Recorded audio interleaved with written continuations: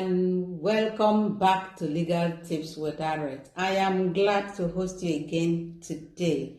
Today we are discussing a very interesting and somewhat controversial incident involving a National Youth Corps member, Ushie Uguamaye, who recently made headlines for criticizing President Tinubu's government over issues like inflation and economic hardship. And a big question is, did she violate any laws? And what's the legal standing when a youth corps member speaks out against the government?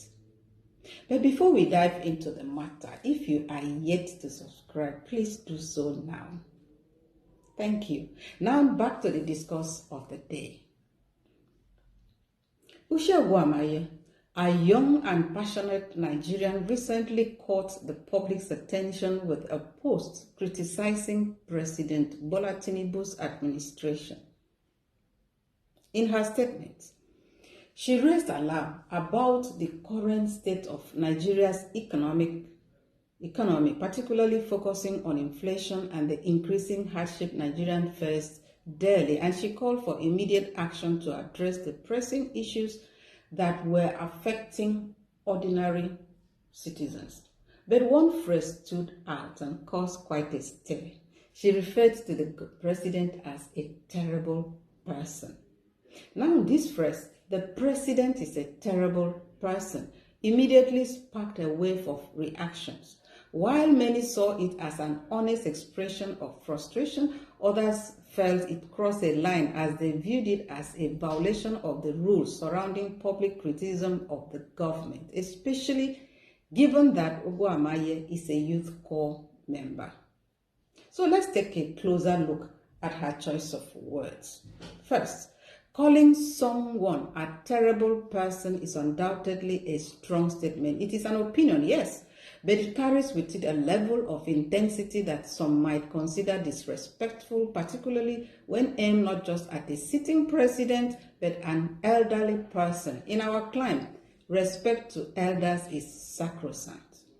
In any public statement, the language we choose can significantly impact how the message is perceived. Using harsh language like terrible person about a national leader doesn't just express frustration, it can be interpreted as a personal attack. This is where it gets tricky. In some legal and political contexts, such language could be considered defamatory or potentially seditious, depending on the intent behind it.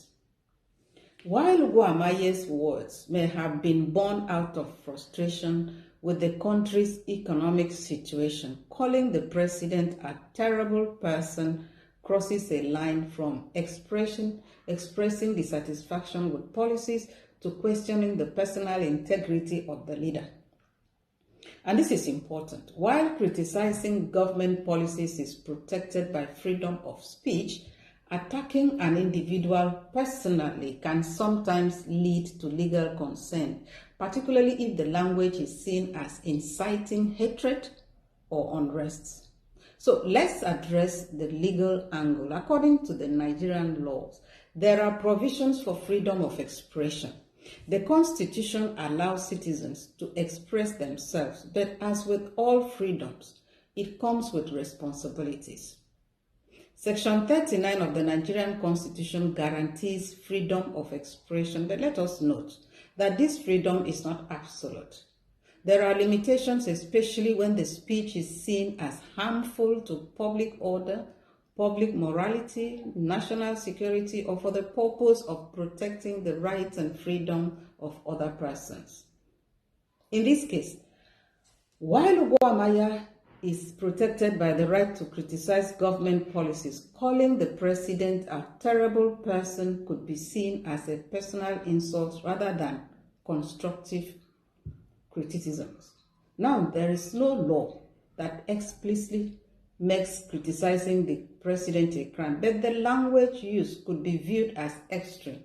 If a statement was taken as an incitement, a vow to violence or civil arrest, it could potentially attract legal consequences under laws that restrict speech meant to disturb public peace. For example, Someone publicly criticizes the president and then says, let's take to the street and destroy government property to show our frustration.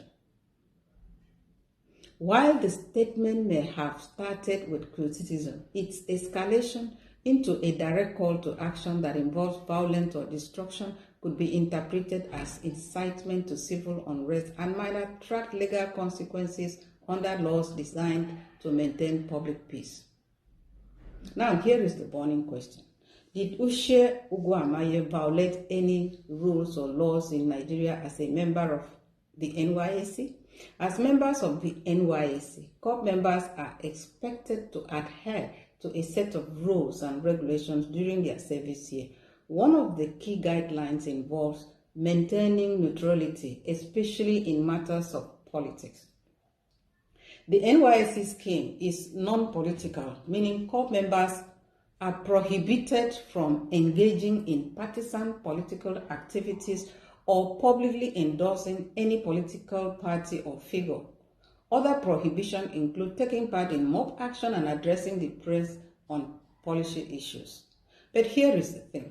Criticizing the government is not the same as engaging in political activity. Political engagement typically means aligning with or endorsing a particular party, candidate, or ideology. In the case of Ushie Uguamaye, she didn't endorse or campaign for a political party. She was simply expressing her personal frustration with the economic challenges of the country. To be clear, in her post, she wasn't calling for a revolution or openly challenging the authority of President Tinubu's government. She was simply sharing her opinion on a matter that affects millions of Nigerians. So based on the NYSC rules and guidelines, one could argue that her statement doesn't explicitly violate any of the core regulations. So, did Ushie Uguamaye break any NYSC rules or laws in Nigeria? The short answer is no. There is no law that would prosecute her just for speaking out about economic hardship. As long as she doesn't incite violence or hatred, she did not engage in political activity or endorse a political party, but her choice of words certainly complicates the situation. While she has the right to voice her frustration, the intensity of her language raises questions about the fine line between free speech and defamation. Is there justification for her actions? As a Nigerian, I will say absolutely.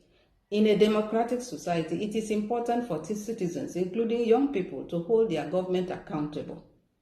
Ushie Uguamaye's criticism highlights an issue that many Nigerians are facing today: rising inflation and economic hardship. The government's role is to listen, engage in meaningful dialogue, and work towards solution. Uguamaye's action is a call for those in power to step up, address the challenges, and create policies that benefit the people. Her frustration is shared by many Nigerians who are suffering due to inflation and economic hardship. However, her delivery could have been more measured. The core issue she raised, that is the state of the economy, is legitimate and worthy of public discourse. But the way she expressed it, particularly with such a strong word on the president, can be seen as inflammatory. And this brings us to the fine line between criticism and defamation, as well as intent and context. Let's take a moment to assess the effect of her choice of words. Her choice of words highlights the following. 1. Tension between expressing dissent and respecting public discourse. In other words, her words bring attention to the delicate balance between openly criticizing or opposing something, that's dissent, and maintaining civility, respect, and constructive communication in public conversation, public discourse.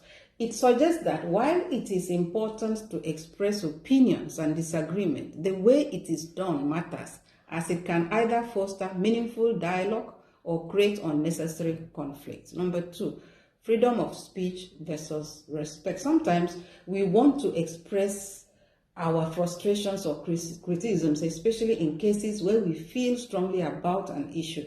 However, if the language used is inflammatory, personal, or disrespectful, it can derail constructive conversations. Number 3, polarization. This is where public discourse becomes divisive if dissent is expressed in an aggressive manner, making it harder to build mutual understanding or common ground. Number 4, responsibility in expression. This is where those who voice dissent have a certain responsibility to ensure their message addresses issue constructively and avoid promoting harmful narratives or actions. In conclusion, while the right to criticize the government is necessary in a democracy, the manner in which it is done can sometimes blur the lines.